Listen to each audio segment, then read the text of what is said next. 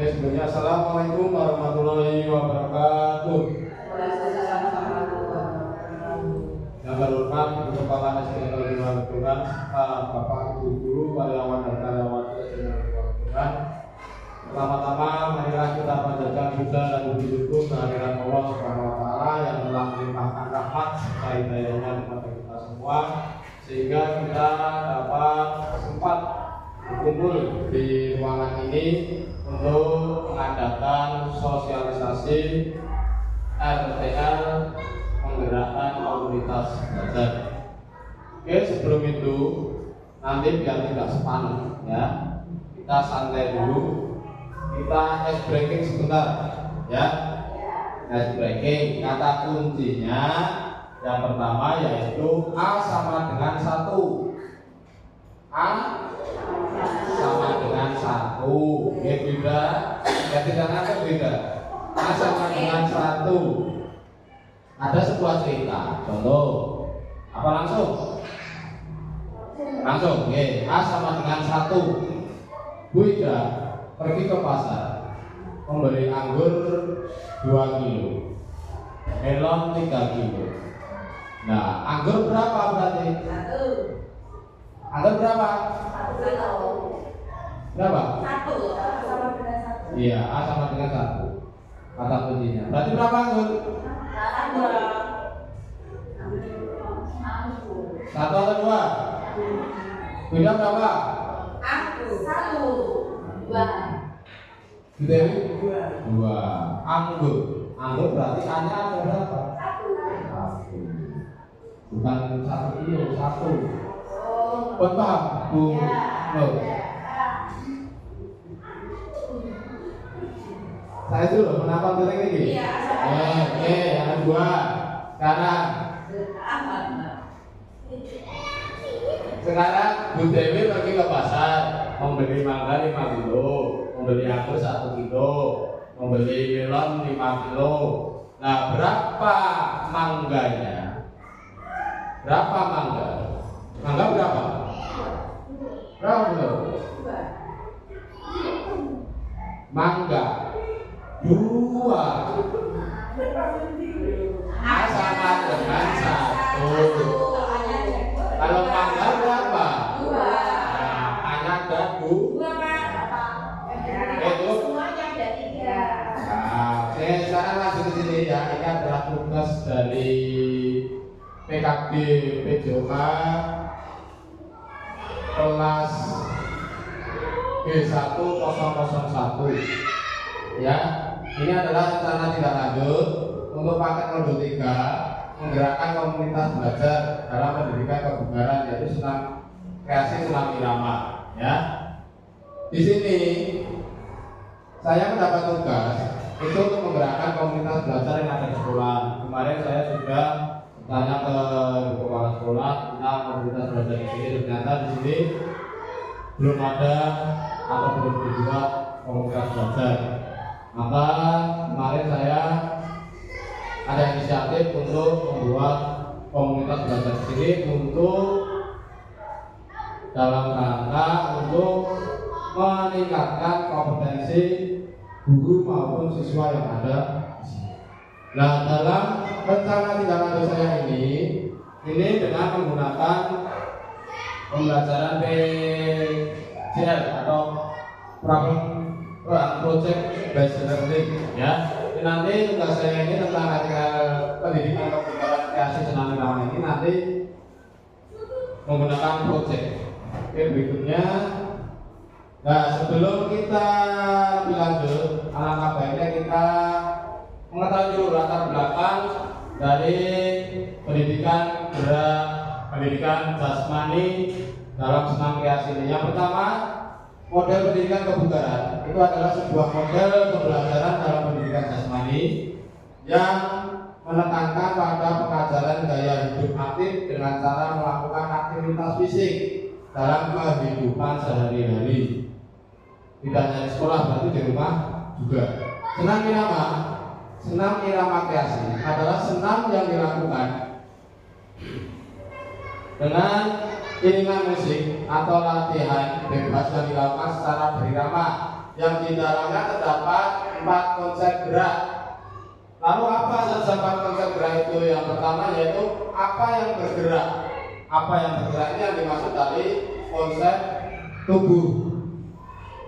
Terus yang kedua, kemana arah gerak dilakukan, ini termasuk konsep ruang. Lalu yang ketiga, bagaimana gerak dilakukan, ini merupakan konsep usaha. Bagaimana caranya melakukan sebuah gerakan itu dengan usaha apa. Terus yang keempat terakhir, serta dengan siapa atau memakai apa gerakan ini dilakukan, ini namanya konsep keterhubungan.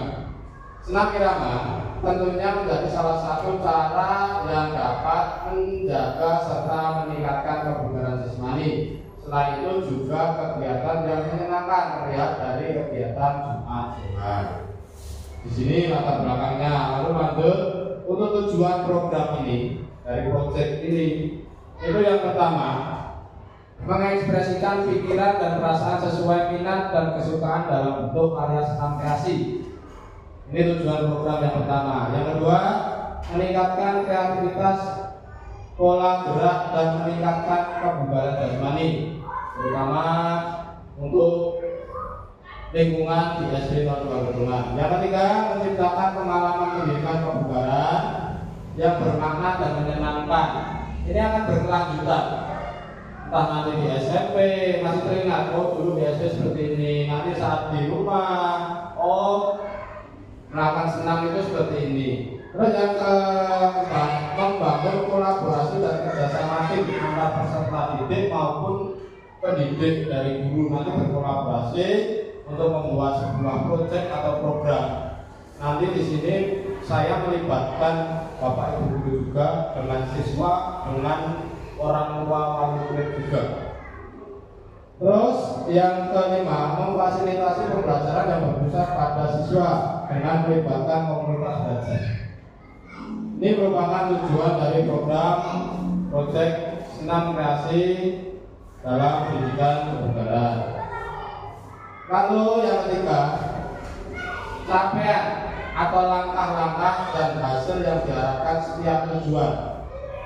Dalam perencanaan ini, saya mengambil waktu selama 1 bulan, dimulai dari hari Senin kemarin tanggal 11 sampai nanti terakhir itu tanggal 15 Desember dengan rincian sebagai berikut. Tanggal 11 sampai 20 November saya merancang RTL atau rencana tindak lanjut dan sosialisasi ke KBS, komunitas belajar sekolah. Yang dimaksud komunitas belajar sekolah itu ya kita ini, Bapak Ibu guru, wali murid, siswa, komite, merupakan KBS kelompok belajar sekolah.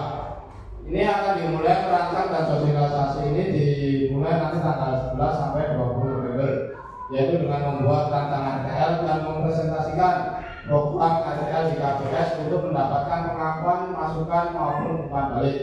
Yang pertama untuk hari ini. Lalu untuk tanggal 25 sampai 27 itu persiapan PBL, Project Based Learning, dengan menginformasikan program RTL ini kepada siswa.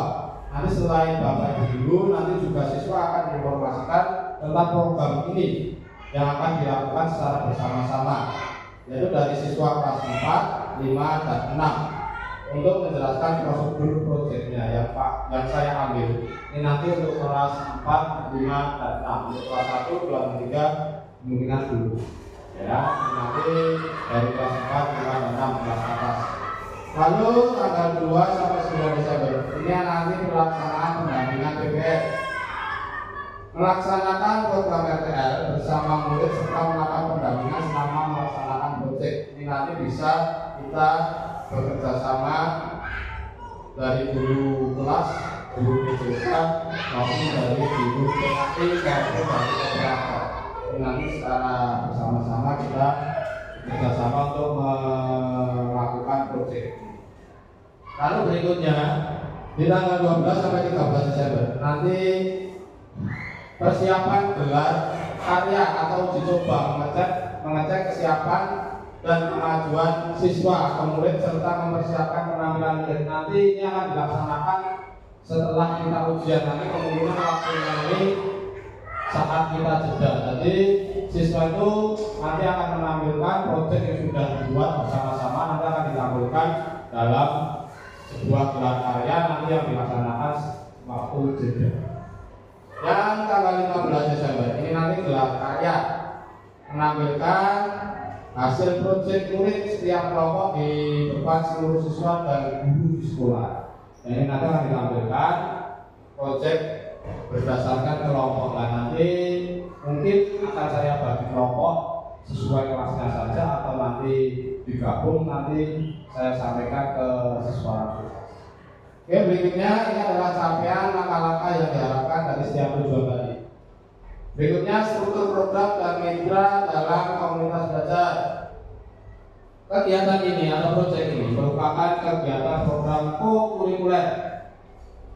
Program proyek itu bisa ada 3 jenis. Yang pertama intra, yang kedua co-kurikuler, yang ketiga ekstra. Kalau ekstra kita sudah itu ada.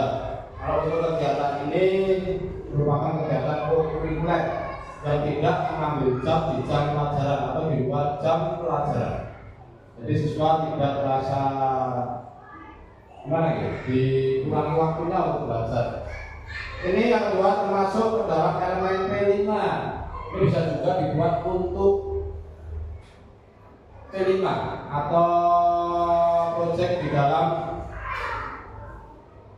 dalam penilaian rapor P5 bisa dimasukkan juga, atau juga bisa dimasukkan dalam karya kreatif di PMM itu juga bisa. Ya, ini termasuk P5 juga yang bergotong royong, kreatif dan bernalar kritis. Ini bisa nanti ada yang kalau mau buat P5 bisa bareng-bareng. Contohnya SBDB. Ini budaya nanti bisa berkolaborasi dengan saya juga, nanti dibuat bersama atau musiknya dibuat dengan patokan umpamanya menggunakan musik yang bertema daerah. Sebenarnya bisa dikolaborasikan dengan saya juga. Ini pelaksananya mulai tanggal 14 November sampai 15 Desember di SDN 02 Kebungan. Melibatkan murid dari kelas 4, 5, dan 6. Melibatkan komunitas belajar dari siswa sebagai peserta, guru PJOK, saya sendiri sebagai fasilitator nanti yang memfasilitasi siswa-siswa di kelas 4, 5, dan 6. Guru kelas dan guru PAI sebagai penilai penampilan siswa, operator nanti sebagai operator untuk membantu untuk memutarkan lagu atau musik saat penampilan sebuah karya. Dan kepala sekolah sebagai motivator kegiatan dan wali murid sebagai penyedia tempat dan peralatan latihan di rumah. Jadi kita melibatkan orang tua murid. Jadi nanti orang tua murid pasti juga akan memberikan tempat atau menyediakan alat untuk latihan belajar kelompok anak-anak di rumah. Terus berikutnya pernyataan tentang kapasitas apa saja yang dimiliki sekolah atau di kelas. Di sekolah kita itu memiliki aset. Yang pertama aset manusia, yaitu pertama kepala sekolah, wali murid, komunitas belajar, guru kelas, guru PJOK, guru PAI, murid, dan operator maupun penjaga. Itu termasuk aset manusia. Yang kedua ada aset fisik, halaman sekolah, ruang kelas, laptop, LCD proyektor, wifi, sound untuk menunjang program atau rumah tempat tinggal kelompok. Itu termasuk dalam aset fisik. Terus yang berikutnya ada aset sosial. Ini adalah orang tua murid yang mendukung kegiatan anak di rumah dengan memfasilitasi tempat dan alat musik serta komite sekolah yang mendukung kegiatan. Ini adalah aset sosial.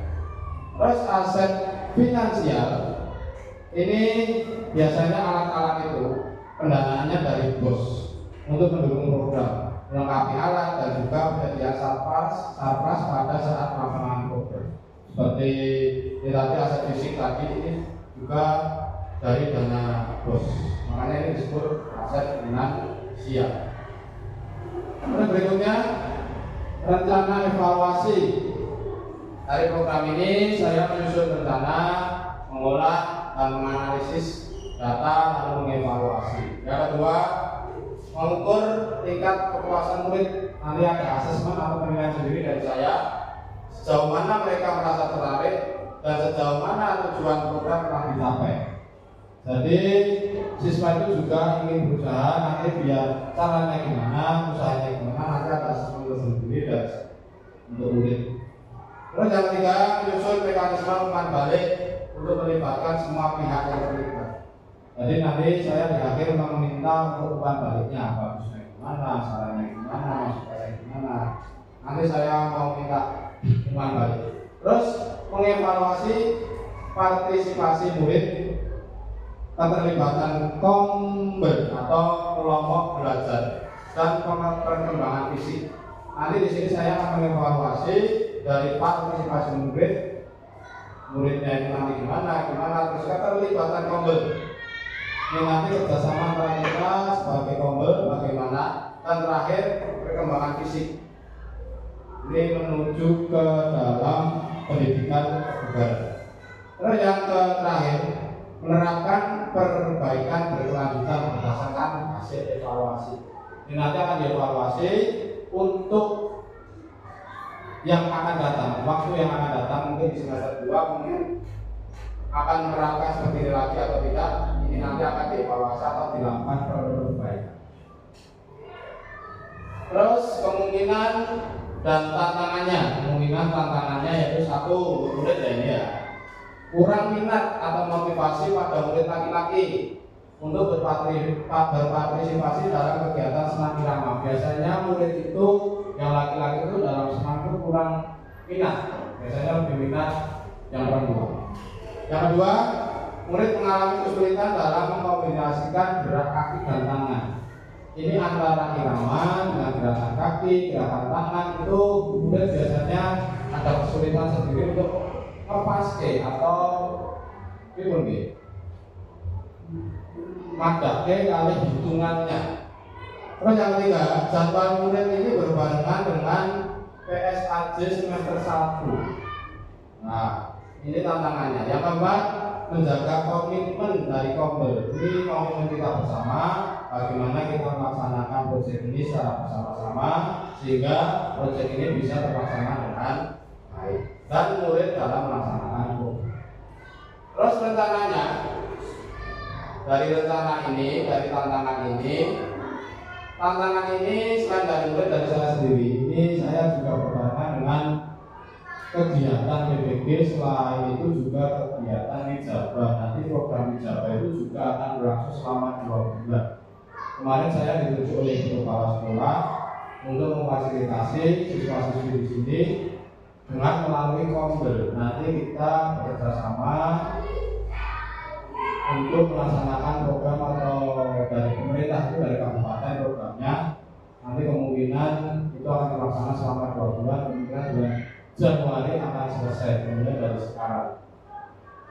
Oke, untuk rencana solusi, satu, memberi reward kepada kelompok yang terbaik. Kedua, dari ini murid mengalami kesulitan, ini saya akan memandu dengan memberikan umpan balik yang spesifik. Dalam artian beratnya harus bagaimana, caranya gimana. Yang ketiga, dari pelaksanaan awal sampai akhir, siswa akan diberi motivasi karena berbarengan dengan PSAJ. Yang keempat, selalu mengingatkan pentingnya komitmen bersama demi terciptanya tujuan atau program yang diharapkan. Jadi kita harus mempunyai komitmen sehingga kita nanti tujuan itu bisa tercapai. Oke, sini ada masukan atau ada saran, monggo saya persilakan. Tadi ya. Sementara belum ada, kalau belum ada